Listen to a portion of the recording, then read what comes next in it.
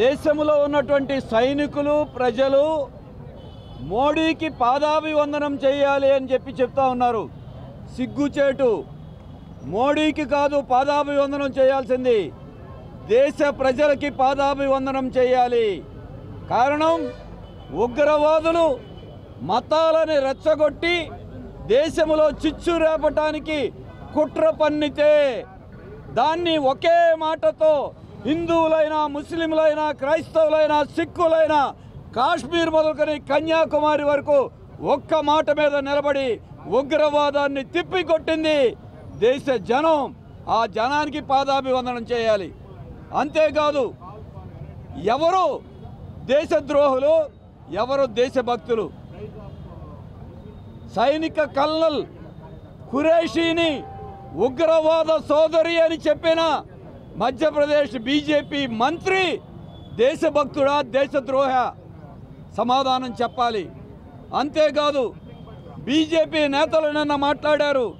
పెహల్గాంలో చనిపోయినటువంటి ఉగ్రవాదుల దాడులకి బలైపోయిన కుటుంబాల్లో ఉన్నవాళ్ళు, ఆ మహిళలు భర్త పక్కనే భార్య ఉంటే ఆ భార్యలు తిరగబడితే ఉగ్రవాదులు పారిపోయేవాళ్ళు అని చెప్పడం అంటే, ఉగ్రవాదుల దాడిలో ఒకసారి వాళ్ళు చనిపోతే మళ్ళొకసారి చంపుతున్నారు వీళ్ళు వాళ్ళ వ్యాఖ్యల ద్వారా. వీరా దేశభక్తులను అడుగుతా ఉన్నాం. అందుకే దేశభక్తిని అడ్డం పెట్టుకుని, ఆఖరికి పెహల్గాం ఘటనను కూడా అడ్డం పెట్టుకుని రాజకీయ లబ్ధి కోసం ప్రయత్నం చేస్తున్నది బీజేపీ. ఇంతవరకు ఉగ్రవాదాన్ని 11 ఏళ్లలో ఎందుకు నిరోధించలేకపోయారు? దాడులు ఎందుకు ఆపలేకపోయారు? దేశానికి కేంద్ర ప్రభుత్వం సమాధానం చెప్పాలి. మీరు ఎన్ని కుట్రలు చేసినా, ఉగ్రవాదులు ఎన్ని కుట్రలు చేసినా జనం చీలిపోరు, ఐక్యంగా ఉంటారు, తిరగబడతారు, ఉగ్రవాదాన్ని ఎదుర్కొంటారు, దేశ సమైక్యతను కాపాడుకుంటారు. ఇది మన దేశం చూపించినటువంటి, ప్రజలు చూపించిన తెగువ. సహనంతో ఉంటే ఆంధ్రప్రదేశ్లో ఉన్న పవన్ కళ్యాణ్ గారు బాధపడిపోతున్నారు. ఏమని? సహనం పెరిగిపోయిందంట. సహనంతో ఉన్నందుకు అందరూ అభినందిస్తున్నారు ప్రపంచమంతా. సహనంగా ఉండటం తప్ప, విద్వేషంతో ఉండాలా? అందుకే విద్వేషాన్ని పదవుల్లో ఉన్నవాళ్ళు రెచ్చగొడుతున్నారు. బీజేపీ వాళ్ళు తిరంగా రన్ పిలిపిస్తే తెలుగుదేశానికి జనసేన తిరంగా రన్ పేరుతో ఈరోజు మీరు ఉగ్రవాదాన్ని వ్యతిరేకించండి, కానీ బీజేపీని, మోడీని భజన చేయటానికి మీరు వంత పాడటం అంటే ఇదా దేశభక్తి అని అడుగుతా ఉన్నాం.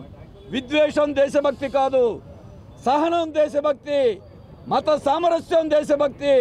ఈ దేశభక్తికి బీజేపీ విఘాతం కలిగిస్తూ ఉంటే చంద్రబాబు నాయుడు గారు, పవన్ కళ్యాణ్ గారు తానా అంటే తందాన అంటున్నారు.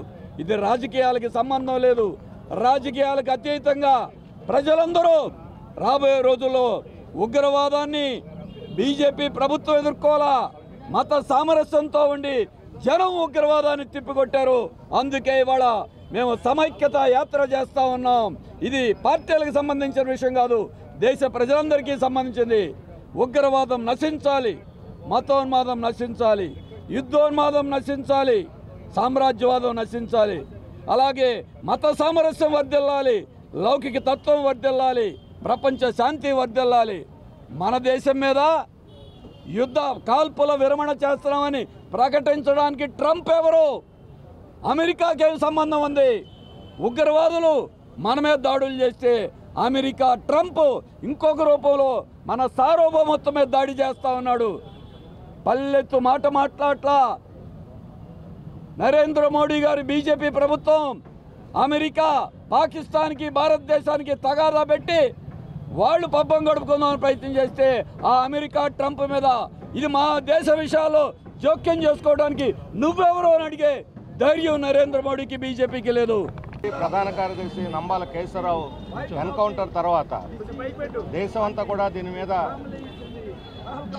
విచారం వ్యక్తం చేసి వాళ్ళ కుటుంబ సభ్యులకి ఆ శవాలను అప్పచెప్పాలని కోరుతూ ఉంటే, వాళ్ళ కుటుంబ సభ్యులు పడిగాపులు కాస్తూ ఉంటే నారాయణపూర్లో వాళ్ళకి ఏమాత్రం దానికి సమాచారం ఇవ్వకుండా పోలీసులే కేశవరావుతో సహా 6 మావోయిస్టు మృతదేహాలని అంత్యక్రియలు చేసి తగలబెట్టడం అనేది చాలా దుర్మార్గమైన విషయం. దీన్ని సిపిఎం తీవ్రంగా ఖండిస్తున్నది. ఒకవైపు పాకిస్తాన్తో చర్చలు చేస్తూ పాకిస్తాన్కి బాంబులు వేయడానికన్నా ముందే వాళ్ళకి సమాచారం ఇచ్చి ట్రంప్ ఆదేశాలతో కాల్పులు విరమణ చేస్తున్నట్టుగా దాన్ని అంగీకరించిన మన మోడీ ప్రభుత్వానికి మన దేశంలో మావోయిస్టుల పట్ల ఇంత దుర్మార్గంగా వ్యవహరించడం, మొత్తం దండకార్యాన్ని చుట్టుముట్టి దాన్ని మొత్తం నిర్మూలించాలని చెప్పినటువంటి టార్గెట్ పెట్టుకొని చేయటం అనేది అమానుషం. ఇప్పటికైనా మావోయిస్టులు చర్చలకు సిద్ధంగా ఉన్నారు, బహిరంగ ప్రకటించారు. కాబట్టి మావోయిస్టులను చర్చలు పిలిచే దండకార్యాన్ని మిగతా ప్రాంతాలు కూడా ప్రశాంతంగా ఉండే విధంగా ప్రజల సమస్యలు పరిష్కరించడానికి ముందుకు రావాలి కేంద్ర ప్రభుత్వం. ఇది ప్రజాతంత్రవాదులు అందరి యొక్క ఉమ్మడి కోరిక. అందువల్ల ఎలాంటి దుర్మార్గాలకి చేపట్టకుండా ఎన్కౌంటర్లు, ఆపరేషన్ కగారు ఆపి మావోయిస్టులతో చర్చలు జరపాలని చెప్పి మా పార్టీ డిమాండ్ చేస్తాం. ఇండియా పాకిస్తాన్ ఉద్రిక్తతలపై లేటెస్ట్ అప్డేట్స్ కోసం డౌన్లోడ్ చేసుకోండి RTV లైవ్ యాప్.